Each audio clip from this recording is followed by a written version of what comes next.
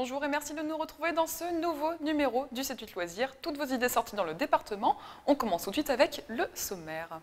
Nous parlerons de trappe et il y en aura pour tous les goûts avec samedi une soirée celtique à la Meurise et un spectacle d'impro de Déclic Théâtre. Nous recevrons en plateau Nour Eliakine Louise de la compagnie pour nous présenter l'événement et le mondial de l'impro à venir.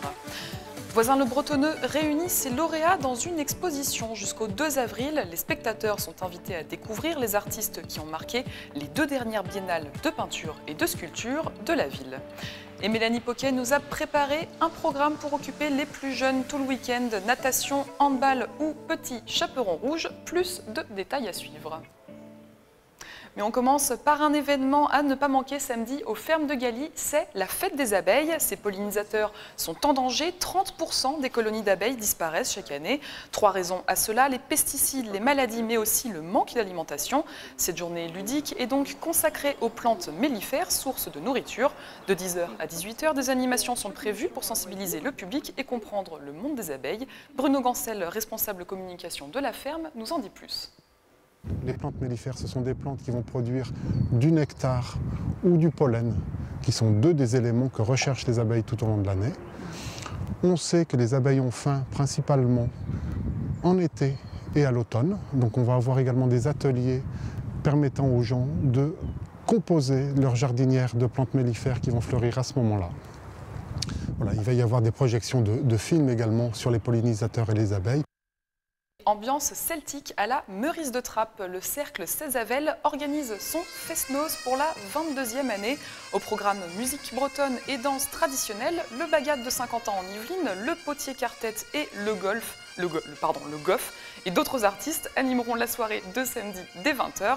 L'occasion de revivre une vraie fête de nuit à la bretonne, un événement qui a toujours autant de succès selon l'association Césavel. On écoute un mot de son vice-président. La musique bretonne, c'est se nourrir des autres musiques.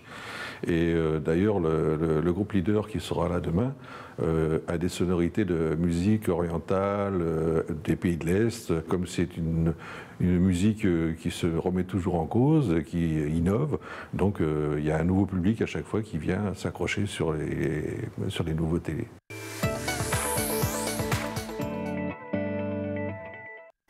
Et on reste à Trappes, mais pour du théâtre cette fois, et pas n'importe lequel, d'improvisation. La compagnie Déclic Théâtre organise ce samedi dès 11h30 des matchs à l'école de musique et de danse. Et pour nous en parler, Nour Eliakine Louise, le responsable du secteur impro, est avec nous. Bonjour Nour Eliakine. Bonjour. Alors ces matchs de demain sont importants. C'est la 2e session, c'est ça, de la saison 2016-2017. Oui, tout à fait. En fait, ils ont un premier temps de spectacle. Il y a un premier temps de spectacle en décembre, juste avant Noël, où là, en fait, les élèves de nos cours peuvent s'essayer à l'improvisation, en tout cas pour les tout nouveaux. Et là, en fait, on est déjà dans un travail déjà plus approfondi dans notre démarche, où en fait, voilà, ils vont pouvoir montrer toute la mesure de l'apprentissage qu'on peut faire dans nos ateliers. Et donc là, pour ces matchs, 3 catégories différentes vont s'affronter. Alors, il y en a pour tous les âges, en fait, hein, c'est ça? Oui, c'est ça. Alors, ce sont les benjamins qui sont les plus petits, qui joueront dans un premier temps. Ils ont entre 8 ans et 11 ans. Puis enchaîneront les cadets de Trappes. Donc là, pour les cadets, ils ont entre 12 et 15. Et ensuite, ce sont les juniors qui, eux, ont entre 15 et 19 ans. Et pour eux, voilà, ils accueilleront l'équipe de Boulogne-Billancourt. Voilà, ça va être un petit peu le match phare de la journée. Et donc là, qu'importe les âges, hein, vous l'avez dit, ça va de 8 ans à 17 ans, hein, c'est ça à peu près. Même un petit peu au-delà. Oui. Même un peu au-delà, effectivement. Et donc du coup, ils sont tous plutôt à l'aise. C'est un exercice qu'ils connaissent bien, justement, le match d'improvisation. Oui, parce que pour le coup, on a la chance d'avoir des adhérents qui se réinscrivent d'une année sur l'autre. Du coup, ils ont pour beaucoup au moins 2 ans, voire pour certains 4-5 ans d'improvisation dans les baskets. Et pour tous, en fait, c'est un vrai plaisir en fait, de participer à ces matchs.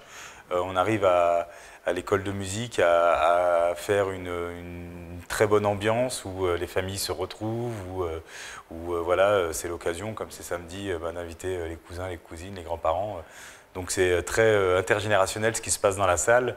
Et puis surtout, on est au soutien voilà, des camarades qui sont dans la patinoire d'improvisation. Et alors l'impro, qu'est-ce que c'est? Pour ceux qui ne connaissent pas un petit peu, en quoi ça consiste? Alors, c'est un concept théâtral qui nous vient du Canada, qui vient du Québec, du Canada francophone. Et ce sont deux comédiens en fait, qui ont inventé un concept autour du match de hockey. Ils ont vu les salles de théâtre être désertées au profit des matchs de hockey dans les années 70. Et donc, Gravel et Leduc ont inventé un concept où un arbitre donne un thème à deux équipes composées de 3 garçons et 3 filles et d'un coach. Et du coup, à partir de ce thème-là, elles vont avoir la possibilité d'improviser des histoires qui vont durer entre 30 secondes et 20 minutes selon les textes. Et à l'issue de cette improvisation-là, le public est invité à voter pour l'équipe qu'il a préférée. Donc ça permet de décerner des points à l'une ou l'autre équipe. Et à savoir qu'il y a un certain nombre de règles voilà, de prise de parole, de construction d'histoire à respecter. Et ces fautes-là aussi, si elles sont sifflées trop fréquemment, eh bien, du coup, on peut donner des points à l'adversaire. Alors un petit exemple de thématique de thème, qu'est-ce que j'ai fait récemment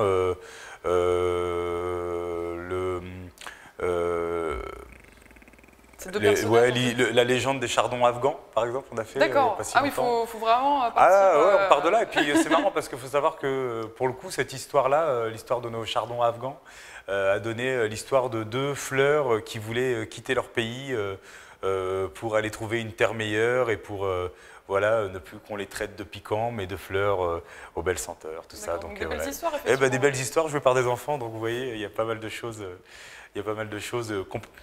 Le thème n'est qu'un prétexte pour l'improvisation. À partir de là, c'est comme dans le cinéma, le thème peut parler exactement le titre du film peut parler exactement du titre de l'histoire, mais en même temps, il peut y avoir une forme de métaphore pour raconter plein d'autres choses. Et cet événement de demain, c'est un peu une mise en jambe pour le mondial d'impro qui se déroule du 13 au 16 avril. Exactement, ça va être un petit peu l'un des événements phares, parce qu'il y en a d'autres cette année à Déclic, mais en tout cas, c'est le mondial d'improvisation junior qui se joue pour la 3e année, donc cette année à Trappes. C'est à l'initiative d'un collectif qu'on a formé voilà, avec une compagnie qui s'appelle Impro Sierra au Québec, la FBIA de Bruxelles et la Ligue d'impro junior de Suisse. Et l'idée, c'était de monter un championnat d'improvisation mondial et régulier. Et du coup, voilà, ça se partage entre... on accueille à notre tour voilà, le mondial cette année. Et c'est... Alors, qui allez-vous accueillir justement? Quelles sont les équipes? Donc, on accueille ces 3 équipes-là que je viens de citer, la compagnie Impro Sierra, la Ligue d'improvisation suisse, d'improvisation junior suisse, et la FBIA de Bruxelles. Et donc, on les accueille sur l'île de loisirs, à Saint-Quentin-en-Yvelines. Ça, c'est pour l'hébergement. On les accueille à Trappes surtout. Et pour nous, c'est très important de les accueillir à Trappes parce que on veut montrer aussi voilà, tous les aspects culturels de notre ville et on sait que l'improvisation a une place importante sur notre territoire. Et puis voilà, c'est une manière aussi de parler de notre ville sans passer par le prisme des médias, sans vouloir juger TV Film. Vous faites un travail merveilleux. C'est gentil. Cependant, voilà, on connaît la réputation de notre ville. Et pour y vivre au quotidien, on a envie que... Je viens de montrer autre chose que... Voilà, que tout ce pour les Belges, c'est rigolo parce que pour certains Belges, ils viennent de Molenbeek et on peut connaître tous les échos qu'il y a eu. En plus. Sans faire de politique, voilà, tout va bien. Tout à fait. Donc, on est content de les accueillir en tout cas. Et puis un bel événement à suivre, c'est du 13 au 16 avril. Et les matchs d'impro, les premiers, c'est demain à suivre du coup à l'école de musique et de danse de Trappes. Merci beaucoup Nourel Yakin d'être venu sur notre plateau. Voilà, on peut voir le petit flyer. Voilà. Donc, surtout les mondiaux de l'impro à ne pas manquer. Et tous les rendez-vous et informations sur la compagnie sont à retrouver sur le site internet. Merci encore Nourel Yakin. Merci beaucoup Camille. Et on va parler exposition à présent jusqu'au 2 avril. Voisin le Bretonneux rassemble les artistes lauréats des 2 dernières biennales de peinture et de sculpture, des bateaux en bois, des animaux en métal, tout un univers à découvrir à l'espace de Coville. Petit tour d'horizon sur les images de Patrick Jacques de Dixmude. Encre, pastel, métal ou bois, ici les matériaux se rencontrent et se répondent. Des créatures rouillées et fantaisistes de Ghislain de Lussault, aux formes sensuelles sculptées par Frédéric Marquis. Des personnages féminins qui se tordent et se retournent pour occuper l'espace. C'est vraiment une histoire de mouvement, de silhouette en mouvement, et comment une silhouette qui apparemment est juste une une image va être modelée et va prendre l'espace et va au contraire donner une grande impression de volume et d'espace. Voilà, c'est l'espace et le volume qui m'intéressent énormément. 8 artistes réunis dans une même exposition. Leur point commun, ils sont tous lauréats des biennales de peinture et de sculpture de Voisins-le-Bretonneux. Brigitte Whitechurch est professeure au Centre Alfred de Vigny. Elle dévoile à nouveau son travail autour du papier. C'est un jeu avec la matière et avec les matières du papier quand il est déjà tout froissé ou quand il y a déjà des taches ou voilà, quand il est texturé. Toute la trame de verticale et d'horizontale, tout le jeu de ces lignes, ça me fascinait pas mal. Alors j'ai fait toute une série là-dessus avec les papiers. Le visiteur plonge dans un univers urbain, végétal et coloré, une découverte de toute la richesse artistique de notre territoire.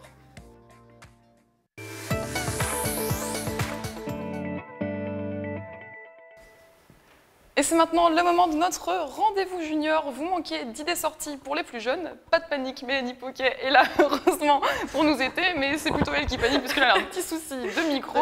C'est pas grave, on arrivera quand même à faire la chronique, il n'y a aucun souci Mélanie. Et vous nous avez préparé 3 idées pour ce week-end. Une pour se dépenser, une pour vibrer et la 3e pour s'évader. La 4e pour se marrer, c'était aussi, oui. celle pour démarrer la chronique. Bon, c'est un bon résumé Camille. Et je vous propose tout de suite, on commence par le rendez-vous pour se dépenser. Et si vous vous jetiez à l'eau, alors les 12 heures de natation de Trappes sont de retour. De 9h à 21h, la piscine à Jacques-Moncaut de la commune lance un défi. Écoutez. Pour les enfants qui ne savent pas nager, brassard autorisé s'ils sont accompagnés de la famille, mais autrement, on n'a pas le droit d'équiper de matériel. Donc c'est un challenge, une manifestation sportive qui est adressée plutôt à un public de nageurs. On essaie de sensibiliser les gens aussi à la pratique de ce sport en famille ou individuel. Alors 12 heures de natation, ça semble long quand même, hein. Tout le monde peut y participer? Mais oui, parce qu'en fait, il y a plusieurs challenges à relever. Alors des relais en famille, des challenges individuels ou collectifs, un record de l'heure ou juste des traversées. Il y a une seule obligation, savoir nager au moins 50 mètres sans matériel, c'est-à-dire faire un aller-retour. Donc les poissons de tout âge sont attendus.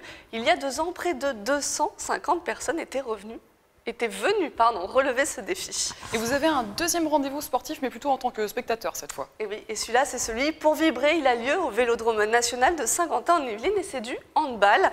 Les joueuses d'ici Paris Hand qu'on voit à l'image affrontent Brest, Bretagne. C'est l'occasion de voir des joueuses internationales. Il y a un record à battre, celui des spectateurs. Plus de 5000 personnes sont attendues et le coup d'envoi est donné à 18h samedi 25 mars. Et on change totalement d'univers avec Morpa qui nous propose de redécouvrir l'histoire du Petit Chaperon Rouge. Bah oui, il n'y a pas que du sport, hein. Ce week-end quand même, il y a aussi de la culture et c'est Petite Rouge, le nom du spectacle. Pas besoin, je pense, Camille, de vous rappeler l'histoire du Petit Chaperon Rouge, on la connaît tous. Mais la particularité de ce spectacle, c'est qu'il n'y a pas de texte. Tout est visuel avec un jeu de marionnettes et de lumière. C'est une petite bulle poétique que l'on peut voir dès l'âge de 4 ans. Et histoire de se donner envie, on regarde un extrait. Tu vois, toi, des fois dans la forêt? Ah non, j'y vais pas. Il fait tout noir. Ah bah moi, je vais y aller dans la forêt pour porter du gâteau à grand-mère après.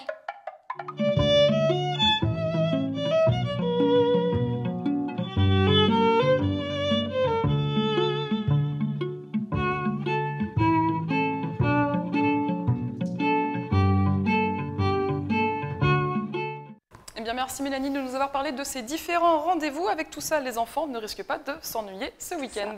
C'est la fin de ce 7-8 loisirs. Merci à tous de nous avoir suivis. Je vous retrouve vendredi prochain pour un nouveau numéro. Je vous souhaite un excellent week-end.